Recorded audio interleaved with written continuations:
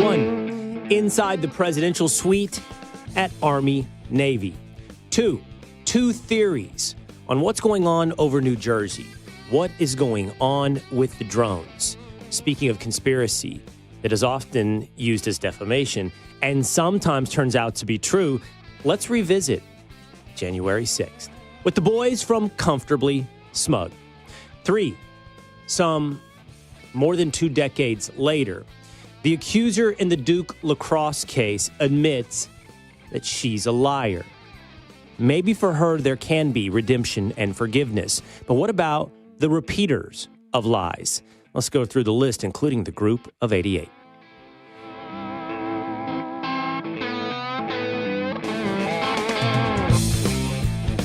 It is the Will Cain Show, streaming live at foxnews.com, on the Fox News YouTube channel and the Fox News Facebook page. Terrestrial radio, market to market, dozens of markets from East Coast to West Coast, but always on demand by subscribing at Apple or on Spotify.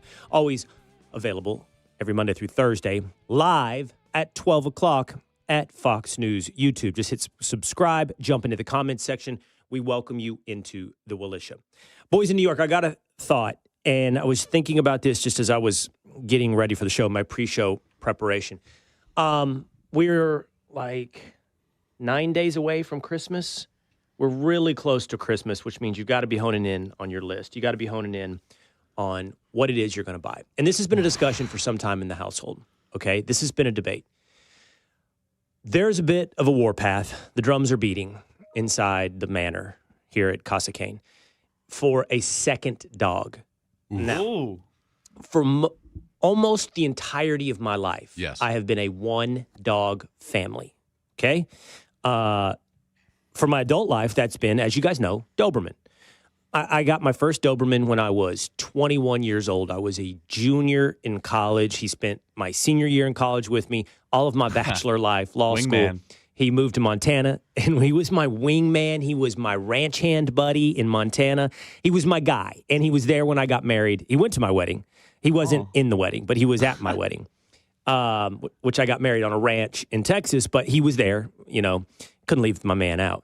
And then, I waited 10 years because I thought he was so special and unique that he could never be replaced. So I waited 10 years until we happened upon Violet. And I've shared with the audience the story of how we got Violet, that she was stolen. But she's also a Doberman. We accidentally stole Violet. But turns out it was a good home, and her owner's like, you know what? Keep her. Violet is a fawn Doberman, right? Leon, my OG, was a black and tan. Violet is a fawn Doberman. She doesn't have her ears docked, so people confuse her with a Weimaraner. But there is a debate. It's not a debate. They seem to have their head leveled against it here for us to get a second dog. And I'm excited because I love Doberman. I want another dog, and I want a guy. I want a boy dog, and I want a black and tan. But I'm a little nervous because 2-dog families, I think, are somewhat inherently undisciplined. And I'm super into discipline. I like a behaved dog. Yeah. Did any of you guys grow up in a 2-dog house? I didn't. Just one dog. No. Our neighbor did, though, and they had this really docile husky that was super low maintenance and just very fluffy and chill. If you're going to go the 2-dog route, something like that, or a golden, that's just a little, but little chiller. Do they keep each other in line, though, if you have 2 of them? Or is that well, not? That's the reason people adopt another dog. They're like, oh, he needs a friend. She needs a friend. And then but that's not how it works, man. Yeah. They resent each other's presence. The first dog always resents the second dog. Yeah. Like, why are you here? And I get it. I was king of the castle or queen of the castle, and now I have to deal with you. And have you guys ever seen the internet memes about, like, when you have a 2-dog house and one is like, my name is Maximilius. It's the speech from Gladiator, right? Yeah. And I'm here for my vengeance.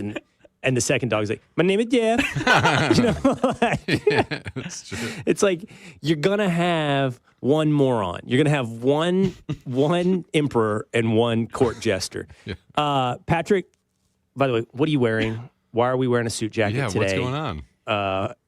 You got court? What is going on, tinfoil? It's a big deal. I mean, like, you're hanging out with, the top of the line kind of people. I figured, we're moving up in society here. I like the thought. This is, you thought since since I am socializing with the power brokers of America, Yes. you better put on a jacket. Just in case. I mean, you never know. Over the Just watch T-shirt too. I like it. Got to keep the style, you know. Yeah. 2 dogs, Patrick. 2 dogs in the house. Just one. My cousins had 2 dogs, multiple dogs. Those households were crazy. I'm a one house I know. kind of guy. Yeah. You got 9 kids. What are you gonna do? Can't add another They have dog. Enough 9 energy kids. going on. Anyway, that's what we got to figure out. Are we going to go ahead and do a second dog? By the way, the one at the front of the list, which I'm going to go visit this week, is a blue Doberman. So that will have given me, if I do that, 3 of the 4 Doberman colors. Black. I've had black and tan, fawn. If we do this, it'd be a blue, only leaving out the red Doberman. I'll let you know how it goes. But we're going to get into my 2 theories on what's going on with the drones over New Jersey. I'm trying to take it seriously, but also have an open mind, because open minds have led you toward the truth, and I give you January 6th. That's all coming up in just a moment with the boys from Ruthless. But first, let's get into it with story number 1. So it's true. I was with the power brokers of America. I did make my way down on Saturday to just outside of Washington, D.C., to Landover, Maryland, to see Army, Navy. And Tinfoil Pat has his jacket on because we're getting proper around here on the Cain Show. We're getting some gravitas. And so we thought we'd just walk through it together. I know 2 days you've pulled some of the pictures. I did post a lot of pictures on my Instagram, on X, on Facebook. And it was a scene. It really was. It was something else. I think the word I keep coming back to is surreal. Yeah, it's confirmed not AI pictures that I'm about to show here. Those are 3 you guys. Yeah, so Buffalo. Go in. So Buffalo Jackson coat. More on that in just a minute. You know, I was invited down by Congressman Michael Waltz, soon to be the new head of the NSA, friend here of the Cain Show. Good guy, former Green Beret. And he's like, hey, man, why don't you come hang with your buddy Pete and come down to Army Navy? I said, I'd love to. And I found out Kilmeade was going too, so I kind of coordinated. We didn't ride down together, but thought I'd meet Brian Kilmeade there as well. And I went to Michael Waltz's box first, and it was like, wow, okay. So I walk in, there's Kash Patel, there's Vivek Ramaswamy, some certified American badasses. I met some guys from Delta, and there was David Sachs, the new AI and crypto czar, big personality on X, former PayPal founder, also friend of the Cain Show. So I knew a lot of these guys going in, and then walked into the booth, Russell Brand. And this was different. All of a sudden, I felt like I was on Ed TV. Remember Ed TV with Matthew McConaughey? Yeah. Like, he's got an entourage of like 3. 2 dudes have a camera. And he walks up, and we talk for a moment, and I see on his lapel is one of those mics. And I'm like, you know, I mean, not that I'm going to say anything inappropriate, but it's just like, you know, Fox asked me, do you want to take a camera? I'm like, I don't want to take a camera. I just want this to be a thing. I want to like see who these people are. I want to hang with Pete, because that was one of the big selling points. I haven't seen Hegseth since he's been nominated to Secretary of Defense. So we hung out, and ultimately Walt said, let's go up to the other box where the president is. And we go in, and you saw some of the pictures. I walk in and into the booth, and I see some old friends. I start talking to them, like, yeah, Pete's over there around the corner. Walk around the corner, and Pete's like hanging out against the bar, not drinking for what it's worth. No, total teetotaler. Nice. He's sitting there right next to Elon. And I mean, first of all, that was just a little surreal for me, but we hadn't seen each other. He's like, this guy, we hadn't seen each other. So it was a big bro hug. I saw his wife. We hugged, we talked. And immediately, like, our body language turned a little bit away from Elon. And so then Elon turned, and I think he started talking to Howard Lutnick, the new Commerce Secretary. What is he? Is he Cantor Fitzgerald CEO? I think that's what he is. Yep, I can't remember which one he is, which Big Bang. Cantor Fitzgerald. And he and Elon start talking. So I never had my opportunity to, like, introduce myself and meet Elon. And the truth is, by the end, and I think you have that picture, Dan, I got a picture of me and Tulsi. I was hanging out with Tulsi, Gabbard, and Pete. And then in the background, there's Elon, just kind of photobombing with Lutnick. Yeah. But I never had a chance to, like, grab his hand, shake his hand. And so on Sunday, I met Mae Musk, his mom. She was on Fox and Friends. I made my way back to New York that night. And May was like, why didn't you talk to him? He's so lovely. I can't do a South African accent. And Talk to him, boo. and she's like, can you do South African? I could do I can't African, do boo. like. You can. Yeah, I'm from Can you do Johannesburg. Irish? I can't do Irish. I can only do South African for some weird reason. I don't know why. One of my closest What friends about growing up Scottish? was South African. I can't do Scottish. It all turns into like a South African Australian. Yeah, it's all similar. Elon doesn't have much of an accent, by the way, right? Like he doesn't. Trump He's does kind of an like Elon this. impression. He didn't. He has a robot. He does. Yeah, when Trump does the Elon impression, it's one of the funniest things. So it's not worth doing. Hey, An you impression know of who an does a good impression? I know, and I'm not going to do an impression of impression, but one of the best impressions, and one of the guys that I really like, I've told you guys this, and all I can tell you is, here's the thing, and I want to tell my audience this. I feel actually a little awkward in these situations because obviously I'm real friends with the guy who's nominated to be the Secretary of Defense. I've become work friends with some of these other people. That's not for me to pretend like I'm best buddies with Vivek or David Sachs. But now I've had very friendly conversations, but I'm a little uncomfortable because my job is to come on this show and onto Fox. And my job in the world, it's like why I'm here, is to tell the truth. And friendships pollute truth. They just do. And I think it's true in every aspect of life. And that's good in some ways. Like there are certain friends that value and loyalty and that quality is, I'm telling you, is like, it's equal to or above even the truth. And I ask you this, like, you know, like Tucker Carlson said this about Chris Cuomo. I get it. He totally betrayed his audience and his job, but he was faithful to his brother.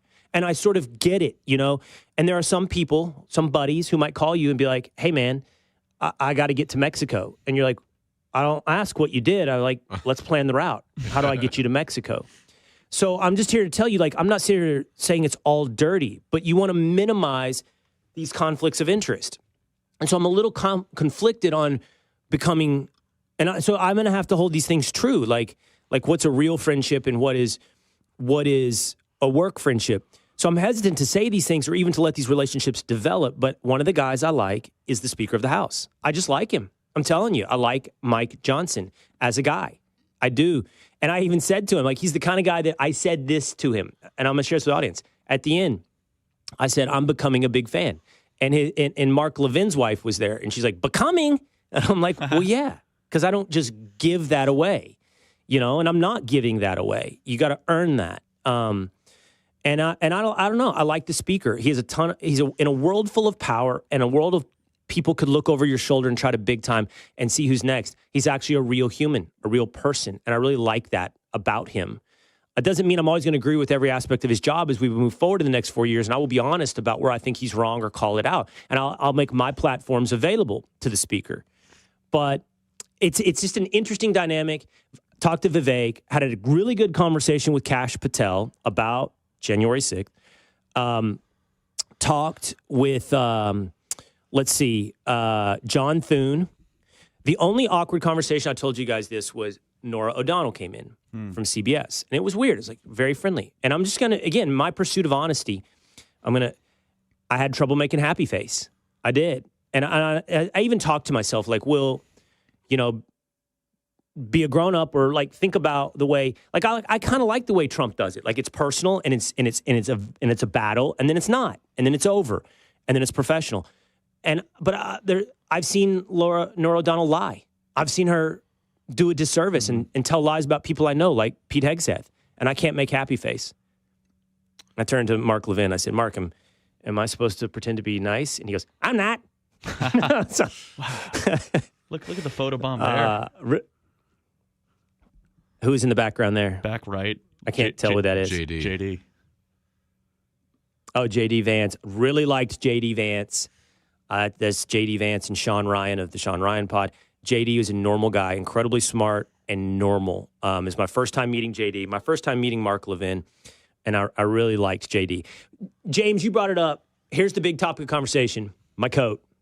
Okay? I'm going to tell you. Awesome. That's so awesome. This jacket that I'm wearing, which is a leather jacket for anyone listening on radio or podcast, and it's like, I wouldn't call it a puff jacket, but it's got some structure to it. Yeah. And it's got horizontal It's like stitching. a puffer coat. You're a true football fan. a little bit. Yeah. A little bit two-a-days. Be careful. So it's very controversial. So my wife, not a fan. Okay. Wow. Rick Reichmuth, Fox Weather, that morning said, don't wear that. I hate that jacket. A lot of other people loved the jacket, to which those others said they have to say it because it's such a statement piece. You got to comment on it. So what are you going to say? So I don't know, but I feel like I'm the kind of guy people will tell the truth to, like they're not worried about my feelings. Somehow that is who I've become. I have liberal face, and people don't worry about hurting my feelings. So, James, you put it out on your social, and there's some good comments like, why did Will wear a football to a football game? No, they were good. There was it does some look funny like a ones in football. there. But they were also very positive. They thought it was a really strong move to go with I think it's a dope Buffalo. jacket, and just because I like it, it's probably, because of your liberal face. It was authentic. It was authentically Texas too. No, I think it's cool as hell. Is it? It's a great jacket. I think in a situation like that, you got to be yourself too, because that's what people remember. And You liked that I wasn't. You liked that I wasn't wearing a suit in a room full of suits. Honestly, and the truth is, I like the jacket. Yeah. In the end, that's kind of what matters. It's all that I like matters. it. And it's Buffalo Jackson. By the way, that picture, that's me, Pete, and President Trump talking. We talked for a while. I don't know what we're talking about there, but he did have a lot of commentary on the show. I told him he ruined our show by stealing Pete, but it's okay for America. What's up, James? Did Trump is Trump done doing a press conference right now? He's live doing a press conference. He's still going. He's still going. We're competing with He's hurting POTUS. our live stream numbers. Yeah, let's see. He's hurting our live stream numbers, but from my understanding, he's also talking about us. Yes. We do. We have a clip of that, not in the system yet because he said it at like 11:56. But I do have one of the best. Yeah, he's still going. Hour and 1 minute. One of the best comments on the picture actually kind of recognized does Will kind of look liberal thing? He goes, Will looks like if Maverick and Top Gun opened up an IPA microbrewery that also does draft whiskey-based cocktails. And that totally fits with two-a-days loving it. Yeah, you like do. it would totally fit You in do- a you need a Brooklyn beard. microbrewery brunch session. Yeah, like you opened up a microbrewery that only makes small batch bourbons or something. What did the president say this morning about me, about Hegseth, Young Establishment James? He said, well, first he did a couple minutes on Hegseth and how the first thing he said to him was like, if you do this, it's going to be tough and you're not going to be able to go back. And Hegseth was like, no, this is too important. And he's like, well, you guys got a great thing going there. You got the best show on the weekend and truly great chemistry. With Will and Rachel. Yeah. Well, that's what I said to him this weekend. He goes, yeah. He's like, best show on television. I'm like, it was. You ruined it. No, you still got Rachel. And then he talked to me about the future of the show. Did he? But we talked about some other things. He's listen, I'll leave you guys with this. Everyone listening and you guys in New York. The main takeaway that I think you should really know, and I think you actually can know by seeing these pictures and seeing what was shown on the stadium screen at Army Navy, is there's not only a sense of joy, truly, like, and it's not like that canned, we're the campaign of joy, and it's not even just like an exuberance of we won, there is a sense of optimism that is infectious right there, and everyone's smile is genuine, and I mean that. I think I have a pretty good radar for fake. I do, and when I tell you I like somebody, it's because they're giving me so much authenticity that I perceive my radar to be pretty good on, and there is a real sense. I'm going to tell you this. I heard these words from a huge power broker that I would not have expected to hear it from in that suite. This is a unique opportunity in America. This is perhaps a once-in-a-lifetime opportunity. And I think everybody gets that sense. And the players involved in that, from Kash Patel to Vivek Ramaswamy to Elon Musk to Pete Hegseth to David Sachs to Tulsi Gabbard to J.D. Vance and so forth, fit the recognition of this moment. It's not only unique, it may be once in a lifetime here for America. Let's break all this down. Plus, let's get into the two theories of what's happening there over New Jersey with the drones and the new reporting on FBI, perhaps confidential human resources buried in the protests and riot on January 6th. Coming up with the guys from Ruthless on The Will Cain Show. Two theories on what's happening with the drones over New Jersey. It's the Will Cain Show, streaming live at foxnews.com, on the Fox News YouTube channel and the Fox News Facebook page. Hit subscribe at Apple or Spotify or on YouTube to set a reminder that be here with us every Monday through Thursday at 12 o'clock Eastern Time to become a member of the Militia. Jeppy Anderson is a member of the Militia. He's a P1, always here with us on the Will Cain Show. He says on YouTube, your coat really stood out, Will. Out of place. Sorry, man. And then Chris is here, 369, says, 2 dogs are fun. We adopted our 2 we have now together, and they are great together. Getting breeds that are close helps a lot. And we get the same breed, we'd stick with Doberman. John Ashbrook and Michael Duncan are 2 of the co-hosts of the Ruthless Podcast, and they're on set on the Ruthless Podcast set right there, beautiful, black and white, big logo over their shoulders, twice as impressive and professional as the Will Cain Show. What's up, fellas? Hey, Will. How you doing, man? We're also very proud members of the Willisha. We can't. We are. Will, I got to defend the jacket, pal. I liked it. I thought it was sort of a crossover. It's like if Patagonia had sex with Wrangler. I mean, I think you were rocking it. And you know what? That brand sort of fits me, like Wrangler, but people still think he's kind of a lib like Patagonia. Like, I can't figure out why I have lib face, but the audience definitely thinks I have lib face, and the jacket certainly fit that. I like it, Duncan, but people are like, he looks like he could fit in at a microbrewery in Brooklyn. Yeah. Ashbrook, I'm sorry, man. What's wrong? Like, you didn't make the playoffs. Very, very non-impressive performance for you in the Friends of Will Cain Show Fantasy Football League. I'll tell you what, man. I had the unfortunate position of the first overall pick, and I took Christian McCaffrey. The guy didn't play all year, and it really, really hurt my chances. So I thought I had a couple of close calls. I thought I was going to make it to the playoffs, but I'm watching you guys. You're in the playoffs, right? I did. I got a first-round bye. I'm on to the semis. We got both Two-A-Days Dan and Tinfoil Pat look like they're going to advance. And Andy McCarthy, of former federal prosecutor and National Review contributor, is also in the semis. Yeah. All right. Before I lay out for you the two theories I have or the 2 theories that I buy, they're not my theories, but that I've been reading and I'm sort of like buying into. The 2 theories on the drones over New Jersey. I just want to hear from you guys. Like, we want to walk this line. I do. I want to walk this line of not buying something that is uncredible or that we're way out ahead of the facts. But I also don't want to be dismissive of keeping an open mind, because story after story after story, the open mind seems to win. In fact, the conspiracy seems to win all the way up to another subject we'll talk about in a minute, January 6th. So what do we think right now about the drones over New Jersey?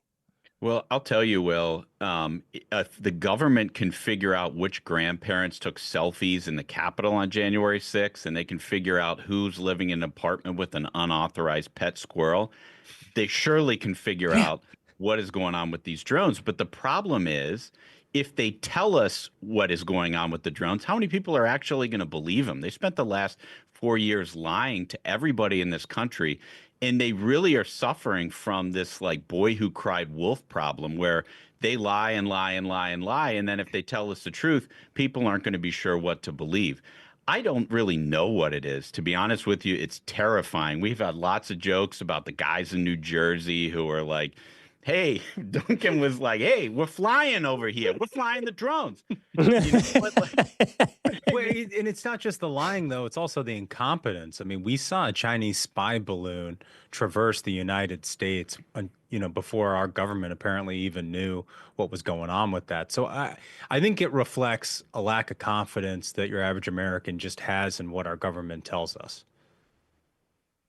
What do we got? Forget about it. What do we got over the skies here of New Jersey? This is we got some fellas in New Jersey that can handle it. But isn't New Jersey like where they made Captain America? So like they made him like literally in a lab. So I don't know what kind of secret stuff they got going there in New Jersey. But so here's the things that are making sense to me.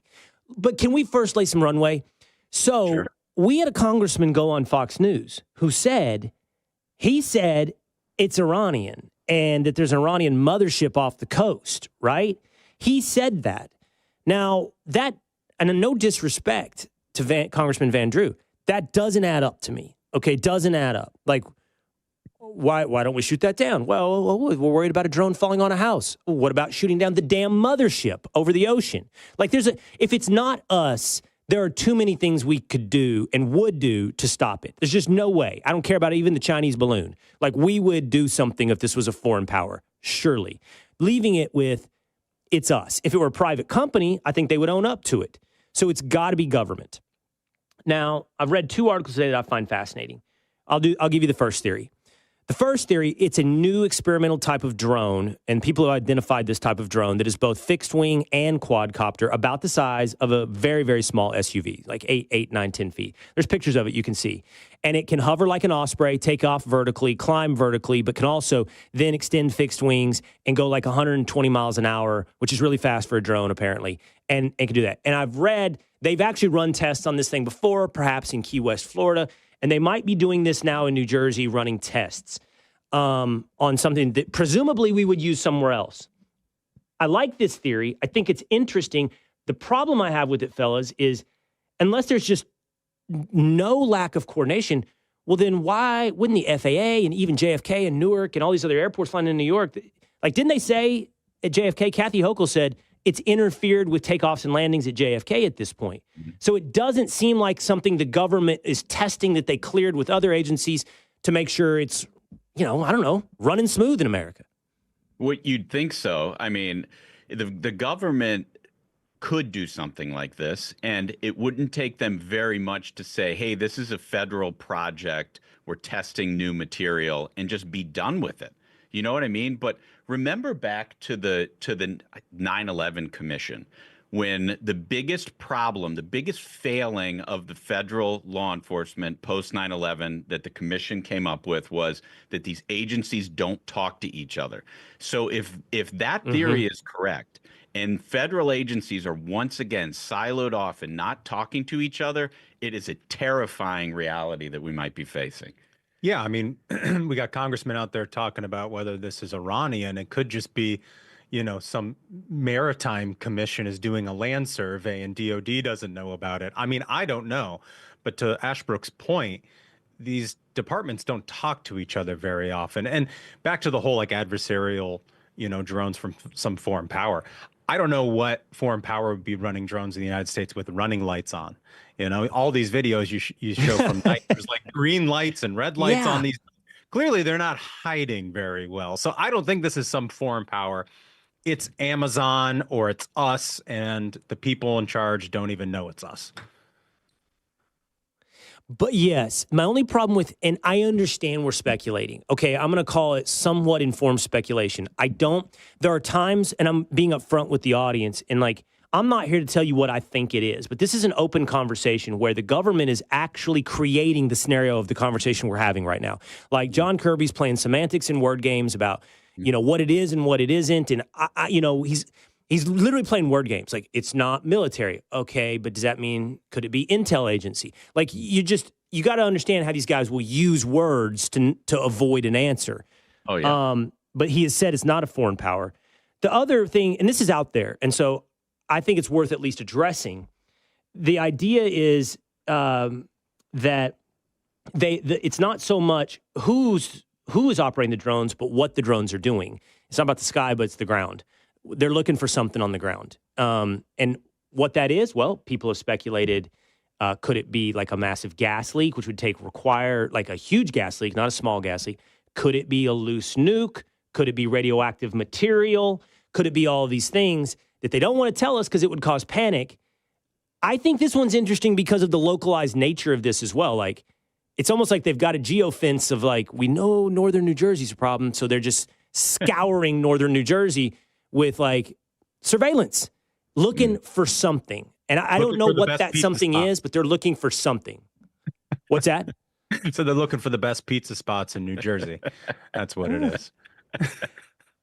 I mean, if the FBI told me they were looking into the Sopranos, the mafia, I'd get it. They're looking for something, a fugitive, whatever. But you're clearly looking for something. What do you guys make of this theory? I think that is entirely possible. But again, to your point, Will, they're creating, the government is creating the confusion around this. All they need to do is first of all, have some credibility with people, which takes probably a brand new administration. We're getting a brand new administration here in January, and hopefully what they bring is the truth. I mean, they can bring a lot of things to this country, and they're going to do a lot of good for this country, but hopefully they bring honesty back between the federal government and the people who live here. But if they can't be straight with us with a simple statement that says this is a federal project, we know, like they don't even acknowledge that they know about it. And that's kind of the first step to the confusion. It's like people in this country are willing to accept that our government, that our military, that there are things that they need to do that they don't want to broadcast to our enemies. And people are okay with that. They don't want our they're willing to not know as long as our enemies don't know too.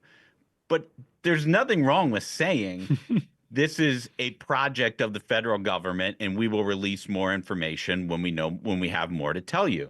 And to the point that Duncan was making a little bit ago, these guys just cannot be honest. Yeah. You know, Duncan, talking about credibility. So I have a habit. I don't know if it's a habit. It's partially habit, and it's partially the way it works in television. People just leave their television on and end up watching the thing that is after the thing that they tuned in to watch. I watch Sunday football. I like Sunday football, even when it's not the Cowboys. I like Saturday football actually better than Sunday football. As a residual of that, I often get 60 Minutes. And 60 Minutes also has some legacy entertainment value and credibility that I think has largely been burned. I'm actually referencing this because it has been burned.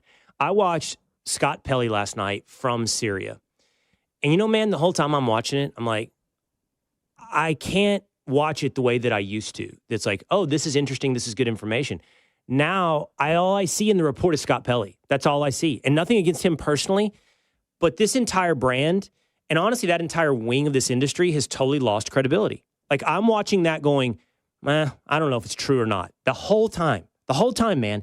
And that's only been reinforced, for example, by CNN today. Today, we see this story from CNN, right? That, is it Clarissa Ward walked in, let this dude out on camera who is supposedly a prisoner of Bashar al-Assad, hadn't seen sunlight in 3 months, and it's this big emotional moment. Now we understand it's all orchestrated. And he was like one of Assad's torturers, and it was like drama for TV. And nothing, I don't believe anything. Nothing has credibility, Duncan. Yeah, I mean, you referenced that 60 Minutes has lost its credibility in the Clarissa Ward bit. It does feel like it's production television. It's not news anymore. And I feel like CBS has been one of the worst players in all of this. If you watched in the run-up to the election, Norah O'Donnell in the nightly news, the way she would set up her packages about the election, I mean, just saying the worst things about Donald Trump and then saying, you know, and also Kamala Harris had 10 events and they were filled with joy. You know, it's just unbelievable how they've sort of exposed their bias in the run-up to the election. And I think the American people are wising up to it. Right now, the liberal media is experiencing a lot of audience loss. I mean, most of their audiences on MSNBC have halved since the election. And I think we'll get, they'll come back on the left, back to news. But I think their credibility is sort of permanently destroyed now, honestly. Hey, two things on that. Liberals have tuned out. Ashbrook, they have. I went to a party. After I went to Army Navy on Saturday, I went back to New York, went to a Christmas party from some of my old friends when I lived up there. And I brought up the drones thing. They didn't even know what I was talking about, man. They did not have any idea, like a good percentage of them. They've turned the television off. They've turned the news off. Like since November 4th, they're out. Checked out. Done. Don't want news. And then the other thing I was going to say, Ashbrook, is because Duncan brings up Norah O'Donnell. I said at the top of the show, when I was at Army Navy, she came into the suite. You guys are nice guys, so you guys would probably do way better than I did in this situation. I couldn't make happy face. I couldn't pretend.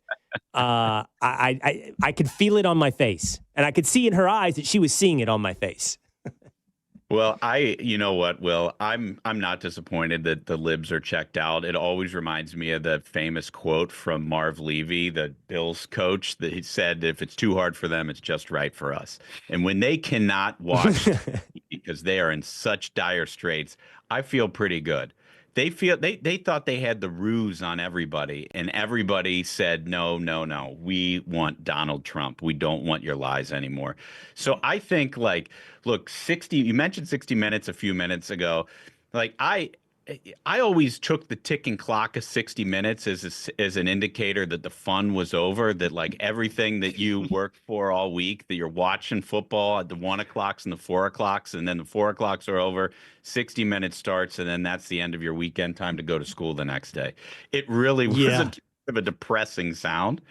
But like, these guys are so dishonest, Will, and they've lost the audience on their own. It's not like we have done anything other than try to tell the truth. You know, our podcast, your gigantic show with your huge audience, all we've tried to do is tell the truth to people. And everybody's like, oh, you're taking audience from the left. And it's like, people are just like, hey, where can I go to find the truth? Or at least find somebody who's being authentic with me and telling me that, okay, you have a point of view, and then you're sharing that point of view with me. The audience is not so stupid that they believe that CNN, that the reporter from CNN with the red scarf is all of a sudden Eureka. She's in the middle of the prison, and she found that guy, and that's like, it is ludicrous that they think they can still pull that stuff off. And to the extent that they do, it's good for us. I do think they'll be back, though. You know, I compare it to sports in this way. You know, let's say you're a Cowboys fan and you're not having the best season, you know, and Dak's hurt and that sort of thing. And so you sort of tune out. And it's a little depressing when you see your podcast feed refresh and there's like, you know, here's Sunday's matchup, and you can't bring yourself to listen to it because you're in sort of a depressed state of mind. So I understand the whole checking out thing. But boy, when they start giving you draft previews in the offseason, and they start telling you what training camp is like, and they start saying, oh, so-and-so looks great in training camp. You see the chemistry. Then we're back, right? And then you're consuming everything you're listening to. It's all based on what's going to happen in the future, right? And so I think the liberals will come back to media. But I just think, you know, with everything they tried to do to Donald Trump, with all of the indictments, and then the assassination attempts, and then how dishonest they were in the run to the election, I do believe their credibility is forever destroyed in this country. If people believe them, Donald Trump wouldn't have been elected president of the United States again. Well, and ABC just paid a $15 million settlement to Donald Trump's, is not to the inauguration, but it's to the presidential library. That's right. Paid $15 million to the presidential library because George Stephanopoulos defamed Donald Trump. Like, I think Trump should name a whole wing. He should name a whole wing of that presidential library, the Stephanopoulos wing, and it should be dedicated to the fake news media and everyone he's destroyed and made pay him money. Oh, that would be great. That would be great. The wing is dedicated to fake news. Step into the George Stephanopoulos wing of the Donald Trump presidential library, which I guess has to be at Mar-a-Lago. Has to be, right? Yeah. Like, where else would you put that library? Has to be in Canada after we annex it, maybe. Okay. We got to get serious here for a minute. If we're going to do this with Canada and Mexico, because Mexico's now been mentioned, we can't be eating these things in one bite. We got to break it up, okay? You guys know this. You're Senate guys. Like, we can't be adding two big lib Senate states. We're going to have to gerrymander this thing into 3 conservative states and 2 liberal states, and I don't care, because that's the truth. And I don't know where you're going to find it in Canada. Like, where are you going to find your 3 conservative states? Alberta. And Justin Trudeau, by the way, gets to be governor of 1. Yeah. Alberta will be red. Yeah. Could you carve Mexico into finding a conservative state? That politics is different. It's different than Canada. Like, it doesn't break down easily into left and right in Mexico. It breaks down into, like, who's handing out groceries in the voting line.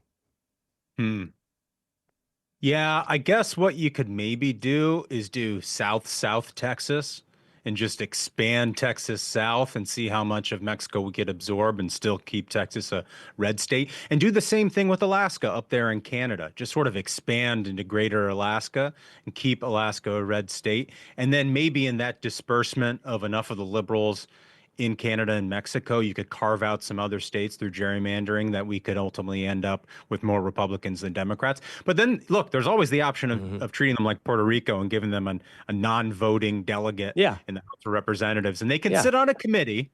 Well, they can sit on a committee, they can vote in committee, but they can't vote on the floor. I like that. That's what I vote for. Or you get the tariffs. You. By the way, one last point on the audience. I have started to notice a little bit of a trend, and I think it kind of goes back to what I sensed there in that suite at Army Navy.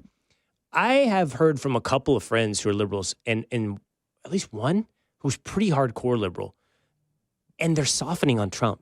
There's a little softening. And maybe it's because they haven't been hammered for the last 6 months. It's been a month, and they haven't been hammered for the past month the way they were in the years prior into he's Satan, Hitler Satan. But also because I think he's been humanized since this election. And they're seeing like versions of him in Army Navy. They're seeing different versions of him. I'm not saying they're getting to be Trumpers. That's not what's happening. But they're like just softening a little bit on Donald Trump. Yeah, it does feel a little bit different this time than it felt at this point in 2016 when everybody on the left was saying, don't normalize him. The Russians stole the election. And they'll probably get back to that point. Maybe 3 months from now, maybe 6 months from now, maybe sooner. But there does seem to be a little bit more acceptance among Democrats that here's what we got for the next 4 years. We're going to make the best of it. And part of that is because there's so much infighting on their side. If you look at their side, it is completely divergent between the Bill Clinton types of Democrats. Remember, Bill Clinton went down to Georgia and said famously that if we had a border wall, maybe Lake and Riley would still be alive. That is very different from what the woke Democrats have been pushing in this country. And if you sit in a room with both sides of Democrats, they are at war with one another over who gets to decide the future of their party. And that's probably not going to be decided until their primaries kick up for 2028 when they choose a different standard bearer. So as long as they're fighting each other, they're going to be not as focused on Donald Trump. I just think optimism is back. Well, I also you know? That's what I think, Duncan. That's what I think. It I think really it's is. infectious. And I think they can feel the optimism. Look at what Elon Musk does. The guy's catching rockets out of the air. Like, that's inspiring. People like that. The talking heads in the liberal media or the Democrats on CNN might not want to believe it, but that's how most Americans feel, like Republican or Democrat. And watching Donald Trump salute our troops at the Army Navy game, it was just pageantry, from start to finish. Seeing Navy run that counter option slip screen, I mean, the thing was just magical. And like seeing that sort of spectacle and Donald Trump's there and J.D. Vance is drinking a beer, dude, America's just back and people are happy again. I honestly think that's it too. I think it's just feelings, and the feelings are good right now. Okay, I do want to revisit this because I think we should always revisit stories that were lies. And there's a long list right now on X, and I've kept track of it. It's kind of one they've added to over time. I mean, like really big stories that commanded tons of airtime that have turned out to be false, right? And I'm not putting this is worthy of reporting, but it's been treated as though it's toxic, and that is January 6th. There was the report late last week that the FBI had, I believe the number is 26. They're not necessarily undercover agents, but they're sources. They are people working for the FBI in some capacity, maybe not on the payroll, but as a source or whatever their connection is to the FBI. There on January 6th, 26th, 3 in an official capacity. If I get my numbers correctly off the top of my head, 4 of these people entered the Capitol. 17 total entered a restricted area. So broke down some kind of barrier, went into a restricted area. Now the question is, and I know the 3 of us, I know what you guys do at Ruthless. I know how you come at things and I respect it. And you always want to acknowledge the limits of what you know, but here's what we know so far. What I just shared with you is enough to blow the lid off what we've been told already. Like Chris Wray has said, that did not happen. He lied a ton about the facts that I just shared with you from an internal report. The next responsible thing to do is, who were they and what did they do that day? What did they do that day is huge, because if those people connected to the FBI were instigators that day, that's a whole new level of investigation we have to get into when it comes to January 6th. Yeah, no, listen, I think like if you look back at January 6th, Will, and there were people there who did the wrong thing, but there were so many people there who were just walking into the building and got tagged with charges and tagged with all kinds of bullshit that they didn't deserve to be tagged with. And the government, if they actually knew at the time, which they did, what they're now revealing through court documents and through everything else, the fact that they held that back and that they didn't share it at the beginning only adds to this feeling among people in this country. And lied when directly questioned. Yeah, exactly.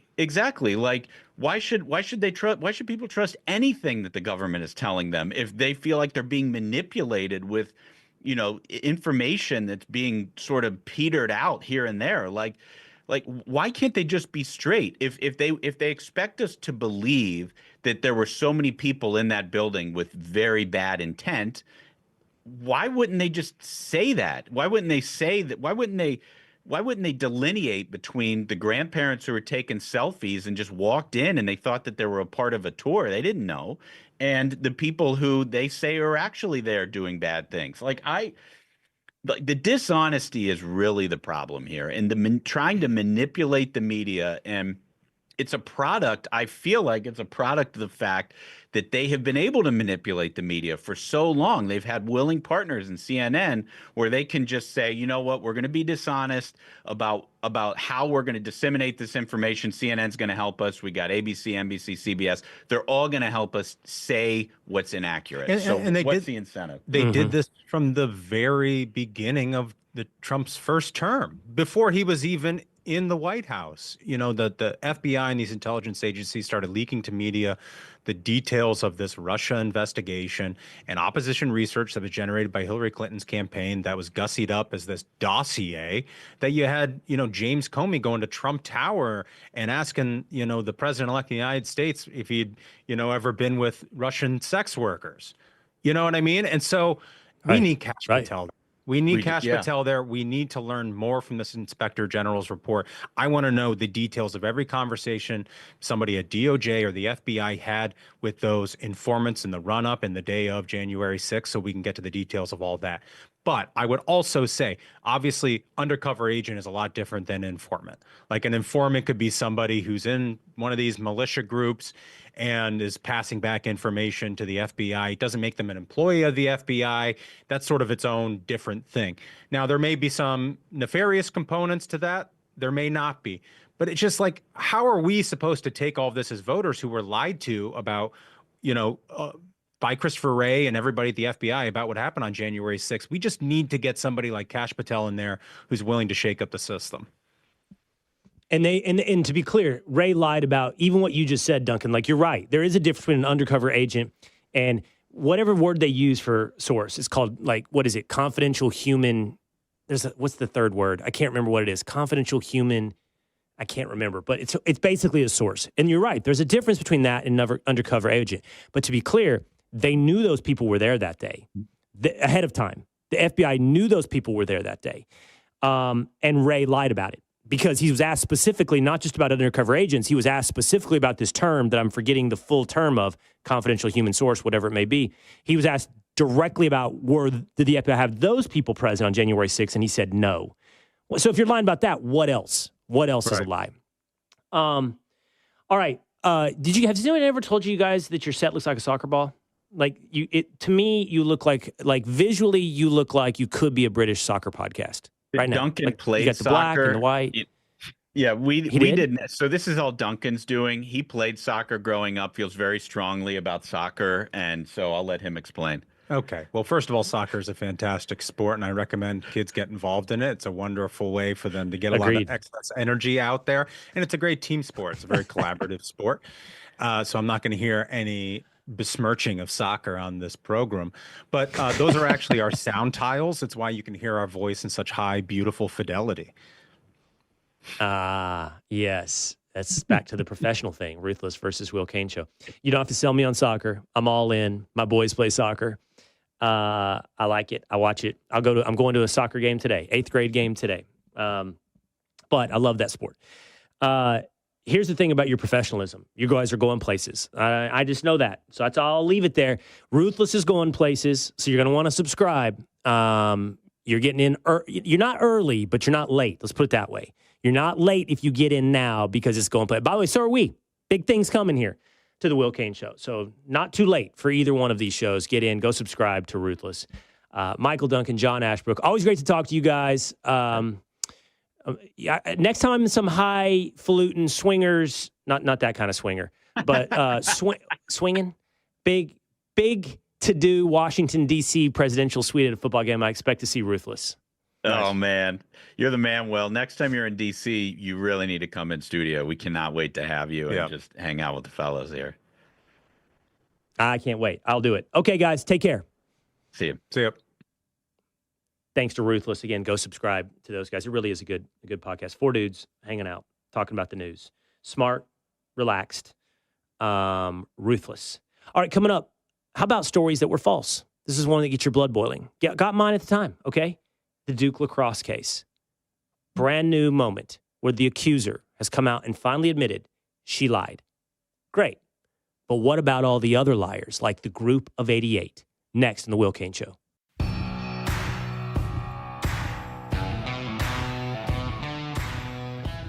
Duke lacrosse case. Accuser now says, admits she lied. What about all the other liars? Let's put them on blast, like the group of 88. It's the Will Cain Show, streaming live at foxnews.com. Fox News YouTube, Fox News Facebook, terrestrial radio. If you're listening on terrestrial radio, you can always subscribe at Apple or on Spotify. We're adding brand new stations come January, some big stations. I want you to remember you can always subscribe and listen to us at your leisure or be here every Monday through Thursday by subscribing on YouTube. Over on YouTube, Gringo Suave says, how could you not share information when it comes to national security? I think he's talking not about me, but about our own government.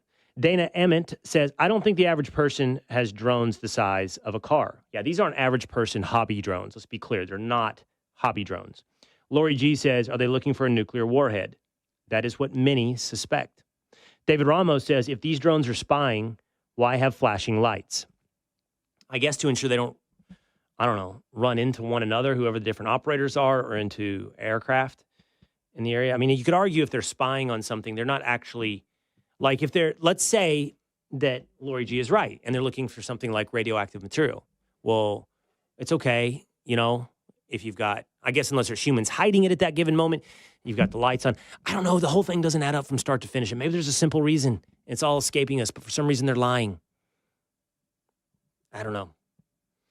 I want you to hear this moment. This is the accuser in the Duke lacrosse case who ended up in jail for murder herself. This is what she is now saying about that infamous incident almost 25 years ago. Watch. I testified falsely against them by saying that they raped me when they didn't. And that was wrong. And I betrayed the trust of a lot of other people who believed in me.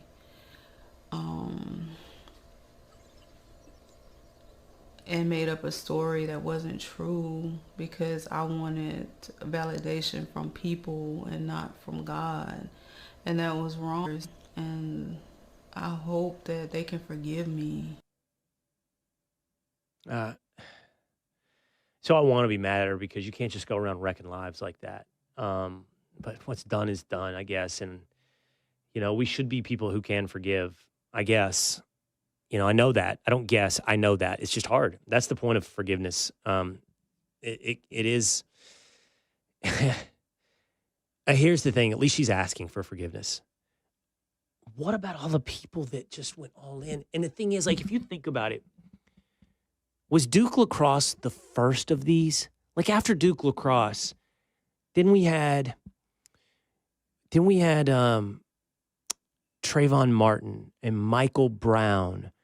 And then we had Bubba Wallace, and we had Jacob Blake, and we had Nakia Bryant. Remember her? She was about to be stabbed, and the officer saved, or she was about to stab somebody, and the officer saved the person's life. You've had so many. And the truth is never the goal. It's division and grievance the goal. And by some weird twist, then it's like, I don't know, virtue and audience building. And you know who they are now, right? You know who they are. We know the names. They jump in. I mean, no bigger one than Benjamin Crump, right? The lawyer. But they jump in and they lie and they accumulate virtue signals and they accumulate audience. But Duke lacrosse is the original. I think it's the original. And I want you to think about the people that were all in, taking her word, despite evidence and in no pursuit of the truth, to destroy these young men's lives. Because why? It's 4 lacrosse players. And by the way, I didn't know this because I grew up in Texas and I didn't. James is youngest out. Like, in 2 days, you're from the Northeast as well. Like, white guy, lacrosse, that's like dead center, preppy, but fratty, entitled white dude, right? Like, isn't that like bullseye? Yeah. Yeah, I played lacrosse mostly. I played lacrosse for 5 years, and yeah, it's pretty much just like that. It's very similar to like hockey. Lacrosse is probably the worst offender, more so than golf. Yeah, I was going to say, like, but hockey doesn't have this stereotype, right? So, like, growing up in Texas, I don't even know what the sport is. We have lacrosse now, so I even get it now. But, like, the sport where, oh, you're an athletic, you're you're kind of frat, but you're actually also with the sweater tied around your shoulders, and you're, totally fit in at the country club. But, like, that is, or at least was, the image of lacrosse, right? Like, in the end, the word is entitled. Yeah, is that fair? Yeah, there's it's not money like you're involved. most athletic people either. There's money involved in the sport. It takes a lot to put these things together. There's a lot of entitlement. Your stuff don't stink kind of attitude around campus. James, I don't know what it was like at this time. When was Duke lacrosse? 20 years ago? 20, right? Yeah, early 2000s? I was probably too young for my parents to even talk about this story with me. I was probably 5 or 6 at the time. But I don't know if lacrosse has changed. But you just gave an offhanded compliment, not most athletic. I mean, I'm going to tell you something. Like, lacrosse has taken off in Texas. Dudes are pretty athletic. They're pretty Now, athletic. the difference with lacrosse and other sports is they're not physical freaks. That's what I meant, So yeah. what I mean by that is not gigantic, tall like basketball. Fast. For basketball, you got to be gigantic, tall, and athletic. Football, you pretty much now have to be a giant, not always, but like big old dude and athletic. Lacrosse, like hockey, Dan, are normal-sized dudes who are athletic. Well, right? I think hockey that's players what are big. lacrosse has going for it. No, I think I disagree. Hockey players aren't that big. I mean, look at Alexander They're not. Ovechkin. They're bigger than me. On average, no. But I They're a mean, lot they're bigger. they're pretty good. Best fighters. You know, hockey's changed too, right? Like hockey's getting smaller. Yeah, that's true. Uh, Smaller, like, quicker, finesse. In the 90s, it was maulers and big O dudes, and now it's like technical guys, smaller. Anyway, but the point of all that distraction is that lacrosse fit the perfect profile for this whole case in Duke lacrosse. Like, where people didn't have to think critically, didn't want to look for the truth, didn't want to look at the facts. They're like, oh, characters in a play. Yeah. Duke lacrosse. By the way, Duke is part of this as well. Duke, everyone entitled, right? If it were Seton Hall lacrosse, it wouldn't have been the same story. It was Duke lacrosse, perfect. So perfect villain and perfect victim. And because of that, just a sec, 2 days, because of that, I don't know, Nancy Grace went all in. John, I think his name is John Feinstein from ESPN went all in. They like destroyed people who dared to question their moral judgment. And 88 Duke professors. To this day, the group of 88 has not apologized, has not suffered consequences for perpetuating a lie. And forget just the lie part of this.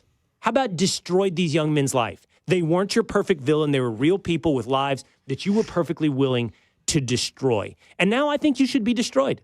At a minimum, I think your credibility should forever be tarnished and never recuperated. Maybe we can forgive you, but maybe you should also pump gas, which, is illegal in New Jersey. Got to pump your own gas in New Jersey. But did you guys know that? You guys, you're Northeastern. Patrick, did you know that? Other way Of around. course.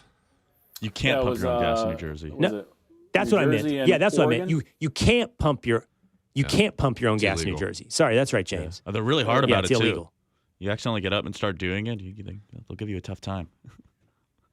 That's right. So if you want to pump gas, you have to move to New Jersey. What's up, 2-a-days?